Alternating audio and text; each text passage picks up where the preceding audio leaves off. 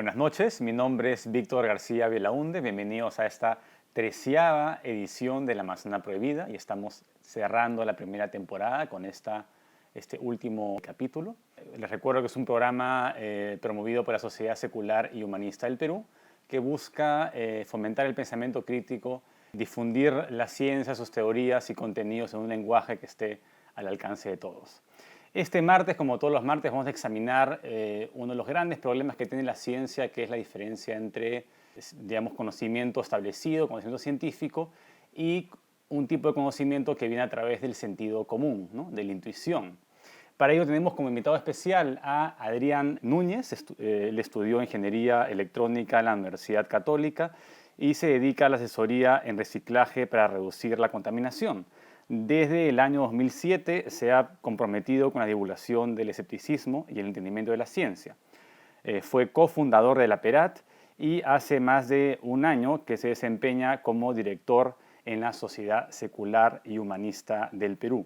Además, conduce con Andy Landacay en Radio Canto Grande el primer programa para difundir el pensamiento crítico en el Perú, que es Paranormales de la Noche. Ya nos contará un poco de qué se trata este programa de Cazafantasmas. Buenas noches, Adrián, ¿cómo estás? Buenas noches, Víctor. Muchas gracias por la invitación acá a tu manzana, ¿no? ¿Cómo estás?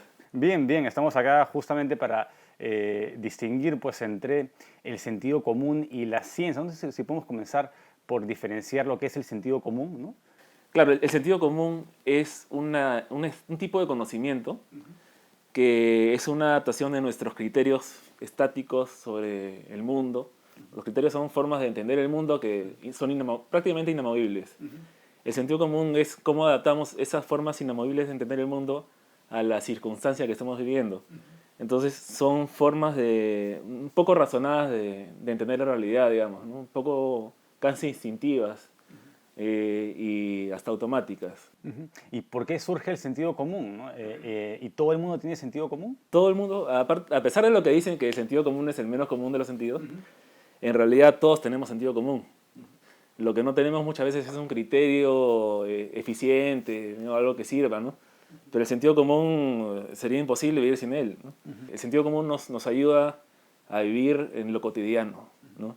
No nos sirve mucho para el conocimiento más elaborado, más racional, pero sí, digamos, para cruzar la calle. Entonces, el sentido común nos puede dar información del entorno que no es en sí precisa, pero es funcional, ¿no? Es funcional tener la idea de que los objetos son sólidos y no se pueden atravesar para no golpearnos contra ellos. Claro. A pesar de que esté comprobado que estén compuestos de vacío, ¿no? Sí, sí. Igual podría ser como una manzana como esta. El sentido común te dice que el rojo de la manzana es natural, ¿no? Pero, ¿qué tendrías que decir? Bueno, sí, la manzana en realidad, el sentido común a todos nos dice que, o a casi todos, nos dice que por ser muy roja debe ser muy sana, ¿no? O digamos, es una cosa, como tú dices, más natural. En realidad, ahí viene lo interesante porque el sentido común cambia según la experiencia. Las personas que hemos tenido experiencia con cultivo de manzanas sabemos que este color se debe a que se le echa un producto químico que las pone de color parejo y rojo, ¿no? ¿Por qué? Porque el sol nunca les va a caer parejo por todos lados, entonces vas a tener siempre manzanas con manchas de distintos colores y para eso se le echa un químico para poder venderlas con más facilidad, ¿no? Entonces, el sentido común nos puede llevar al error, ¿no? Nos puede llevar a percibir la realidad de manera conveniente, pero no como la realidad es en sí misma, ¿no? Así es, normalmente nos lleva al error, pero un error que es funcional, ¿no? O sea, nos permite sobrevivir, digamos, a las circunstancias, incluso tener buenos resultados en nuestros trabajos, en lo que hacemos. Pero cuando nuestros trabajos dependen de cosas un poco más elaboradas y racionales, ahí sí nos llega a errores fuertes, digamos, y contraproducentes, ¿no?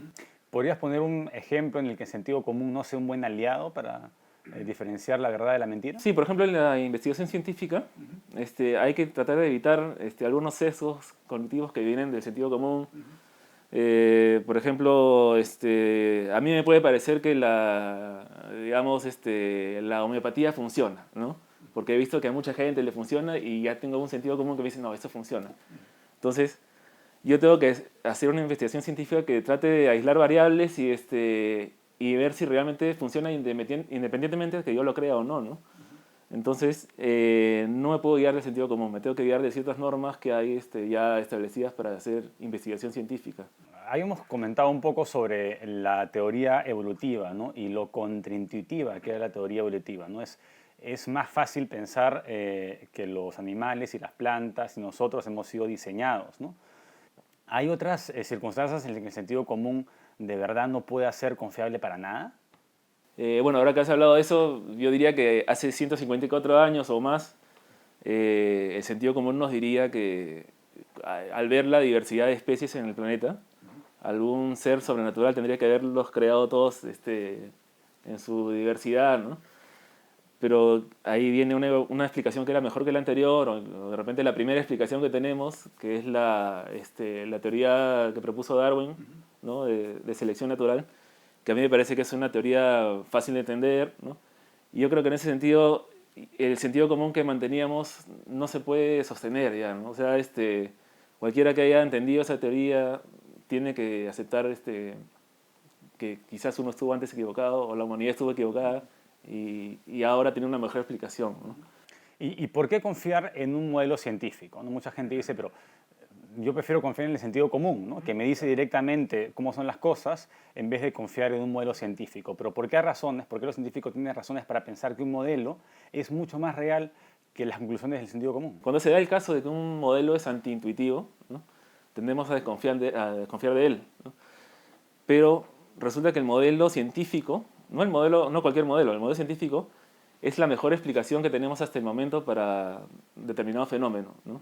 Entonces, uno en qué confiar más, en el mejor modelo o en la mejor explicación o en la intuición, ¿no? Ahí viene cada uno debería de poder decidir, ¿no? Pero yo preferiría confiar en algo que está comprobado que es mejor que otras cosas.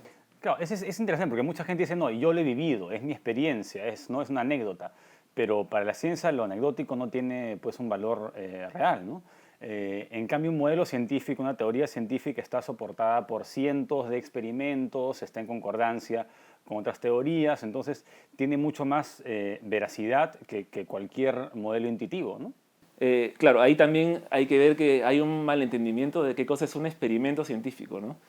Porque cuando a nosotros nos enseñan mal, creo, en todos lados, en la televisión, en el colegio, en todos lados, nos hacen ver como que el experimento científico es algo más imaginativo. Se te ocurre experimentar algo, lo pones en el laboratorio y ves cuál es el resultado.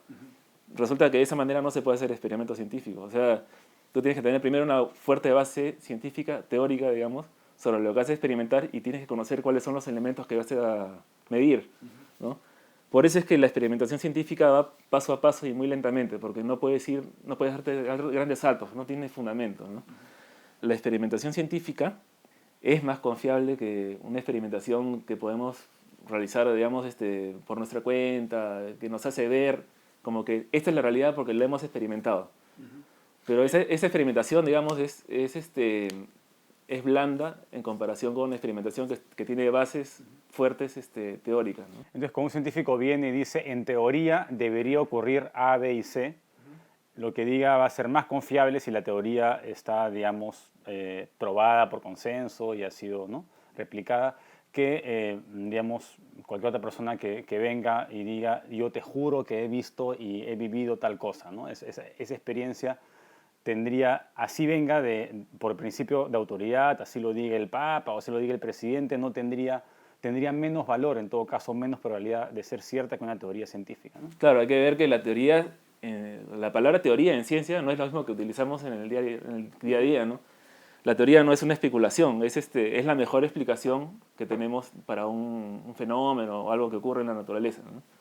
Entonces, sí, la teoría científica nos da no una certeza total de que algo es cierto, de que es una explicación correcta, pero sí nos da una confianza de que podemos mantener esa explicación provisionalmente válida, digamos, ¿no? Eso es interesante, ¿no? Provisionalmente válida, porque muchas personas atacan a la ciencia diciendo que son absolutistas, creen tener la verdad absoluta, ¿no? Pero no hay verdades absolutas, hay verdades provisionales, ¿no? Los modelos son provisionales hasta que alguien pueda probar lo contrario, ¿no? Yo creo que cualquier persona que tenga cierta experiencia leyendo papers, leyendo publicaciones científicas, sabe que en realidad es todo lo contrario. Cuando tú lees cierta cantidad de publicaciones, siempre debe ser al final, dice, se necesita más, más experimentación, o sea, nunca concluyen algo, ¿no? Siempre hay, digamos, espacio para mejorar, incluso para rebatir totalmente lo que uno está diciendo en una investigación, ¿no? Estamos observando que los modelos van a ser más confiables que las experiencias en particular. Entonces, si uno se levanta en la madrugada, digamos, si tiene una experiencia paranormal, ¿no? Primero hay que pensar, ¿no? Efectivamente puede ser que tal vez haya una probabilidad de que las leyes de la ciencia se suspendan o que sea un fenómeno que no haya sido observado antes, pero lo más probable es que si uno tiene un fenómeno paranormal es que haya tenido una recreación cerebral, una alucinación, ¿no? Primero, tener la mente abierta y saber que uno siempre puede estar equivocado, ¿no? Entonces, si puede estar equivocado sobre algo teórico, con más razón puede estar equivocado sobre algo que es instintivo, ¿no? Algo que ha nacido de una manera irracional en ti, ¿no? Entonces, partiendo de ahí, yo creo que uno puede comenzar a leer, a enterarse de teorías que son al comienzo disparatadas, ¿no? Por ejemplo, la mecánica de partículas, la mecánica cuántica es totalmente antiintuitiva al comienzo, sobre todo, ¿no? De repente hasta siempre para muchos. Pero si tú te enteras bien, te das cuenta de que hay tanta experimentación que demuestra que lo que dice, por ejemplo, el experimento de la doble rejilla, ¿no? Que es antiintuitivo, pero que está recontra comprobado, ¿no? Entonces, ahí uno primero pone en duda lo que creía y después ya comienza a aceptar la realidad de una manera mucho más amplia. Muy bien, muchas gracias. Estamos cerrando ya la primera parte en esta última edición de la primera temporada y nos vemos en la segunda parte.